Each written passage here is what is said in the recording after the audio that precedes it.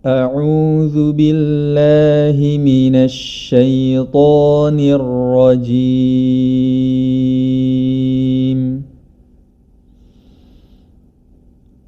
Wa yudkhiluhumul jannata 'arrafaha lahum. Di ayat ke-6 pada surah Muhammad terdapat kata wa yudkhiluhum, ya. Huruf dal yang berharakat sukun, ya. Maka dia harus dipantulkan ketika membacanya, karena huruf dal termasuk dalam sifat qalqalah, yang mana Imam Ibnul Jazari rahimahullahu ta'ala telah merangkum dalam syairnya. Beliau mengatakan, qala an-nazim wa nafa'ana Allahu bihi wa bi'ulumihi fid daraini amin, qalqalatun qutubu jadin.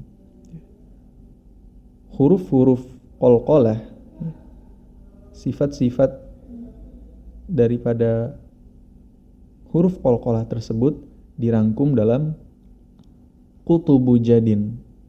Huruf qaf, to, kutubu. Huruf ba, jadin, jin, dan huruf dal, ya. Qutubu jadin. Maka ketika membaca qalqalah, kita perlu memantulkan suara kita tanpa berhentinya nafas, atau suara tanpa berhentinya suara. Seperti contoh yang kurang tepat, wa yudkhiluhum, tapi dia mengalir, ya. Beliau menjelaskan lagi, Imam Ibnu Jazari dalam syair berikutnya, wa bayyinan muqalqalan insakana, ya. Maka dibaca jelaslah huruf qalqalah bila mana dalam kondisi sukun, insakana. Maka perlu dibaca jelas qalqalahnya ketika sukun. Kemudian berikutnya pada kata arrafaha lahum, arrafaha lahum, huruf ra yang berharokat tasydid, dan kemudian huruf ra tersebut berharokat fathah yang didahului huruf ain dan huruf fa. Maka perlu diperhatikan dalam cara membacanya, jangan sampai huruf ra yang memiliki sifat tebal ini, ya, huruf setelah dan sesudahnya juga ikut tebal. Tetap pada porsinya huruf ain dan huruf fa. Jangan sampai dibaca sebagai berikut. Arrafaha, arrafaha. Huruf ainnya tebal, huruf fa-nya pun ikut-ikut tebal. Ya, tetap pada kondisi istifal, atau cara mudahnya lidah kita turunkan saja di bawah. Ya, contohnya sebagai berikut. Arrafaha,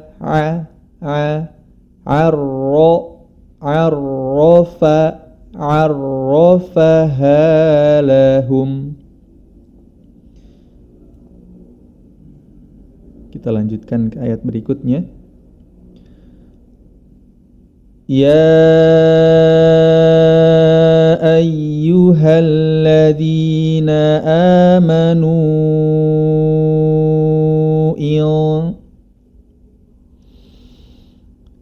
Ya ayyuhalladzina amanu in tansurullaha yansurkum wa yuthabbit aqdamakum.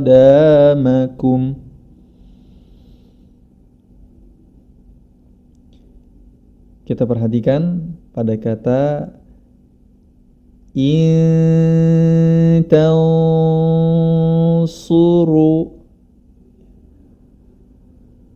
huruf nun sukun bertemu setelahnya huruf ta, maka cara membacanya adalah dengan disamarkan. Samar di sini dalam artian antara idgham dan ilhar, harus disertai dengan gunnah, ya. Disebut dengan ikhfa. Inta. Jadi ketika samar tersebut, lisan kita sudah bersiap dalam pengucapan huruf berikutnya, atau di sini huruf ta, ya. Huruf ta di mana makhrajnya terdapat di ujung lidah bertemu dengan gusi atas, ya. Sudah bersiap-siap lidah kita, yakni ujung lidah bertemu dengan gusi atas. Kemudian nun sukun yang berikutnya terdapat pada tansu. Bedakan ikhfa yang pertama dan ikhfa yang kedua.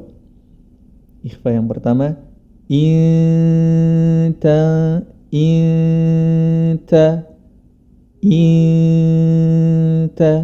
Kemudian ikhfa yang kedua tansuru,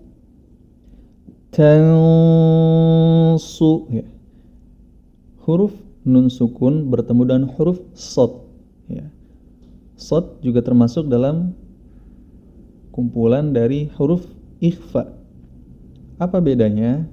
Bedanya dia huruf shad tersebut harus ditafkhimkan dalam pembacaan ikhfa'nya, ya.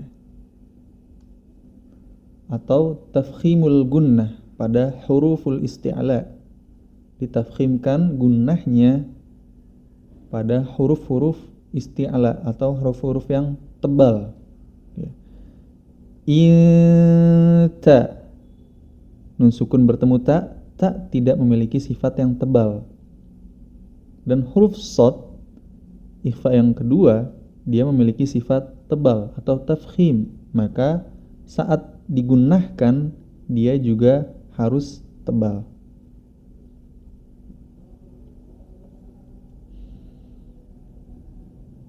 Kemudian kita lanjutkan ke ayat berikutnya. وَالَّذِينَ كَفَرُوا فَتَعْسًا لَهُمْ وَأَضَلَّ أَعْمَالَهُمْ. وَالَّذِينَ كَفَرُوا, pada awal ayat ke-8 huruf ro yang berharokat dhammah dia dibaca tebal. Dan hati-hati huruf setelah atau sebelumnya, yakni huruf fa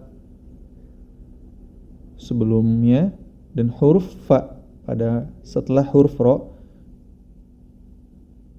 dibaca tebal juga. Hati-hati, jangan sampai dibaca tebal. Jangan sampai dibaca sebagai berikut: walladzina kafaru fa, ya. Tapi tetap pada porsinya huruf fa atau diistifalkan, karena memang huruf fa ini tidak tebal. Walladzina kafaru fata'sallahum, ya. Huruf sin yang berharokat fathah tani bertemu dengan huruf lam, maka hukum bacaannya adalah idgham bila gunnah. Kita lanjutkan ke ayat berikutnya. Dzalika bi annahum karihu ma anzalallahu fa أعمالهم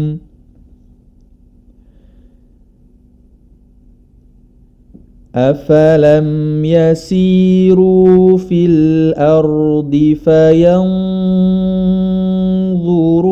كيف كان عاقبة الذين من قبلهم دمر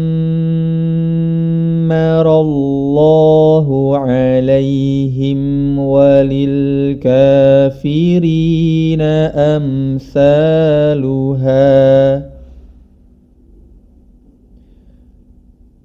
ذلك بأن الله مولى الذين آمنوا وأن الكافرين لا مولى لهم. Barakallahu fikum. Semoga setiap harinya kita sempatkan, kita khususkan, kita luangkan waktu kita untuk Al-Quran. Kita baca Al-Quran, kita luangkan, bukan di waktu luang. Semoga setiap harinya bacaan kita semakin baik.